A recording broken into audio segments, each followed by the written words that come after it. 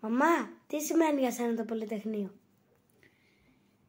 Το Πολυτεχνείο για μένα σημαίνει ελευθερία λόγου, ελευθερία σκέψης, ελευθερία να πιστεύεις σε αυτά που θέλεις, σε μια χώρα και να μην σε κατατρέχει το κράτος για αυτά. Και μου θυμίζει τους γονείς μου που ήταν στην Αθήνα φοιτητές στην περίοδο του Πολυτεχνείου.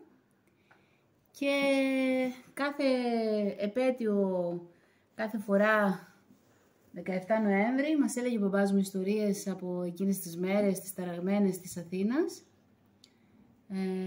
και την αναστάτωση και τον πανικό που επικρατούσε.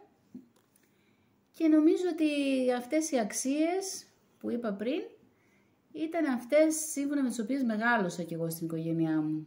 Δηλαδή για μας ήταν πολύ ψηλά το να έχεις δική σου σκέψη, κρίση, λόγο, και ο τρόπος που μεγάλωσα ήταν πιο ανοιχτός, πιο φιλελεύθερος από ότι δεν ήταν καθόλου συντηρητικός δηλαδή, και νομίζω ότι τέριαζε με αυτά τα βιώματα των γονιών μου.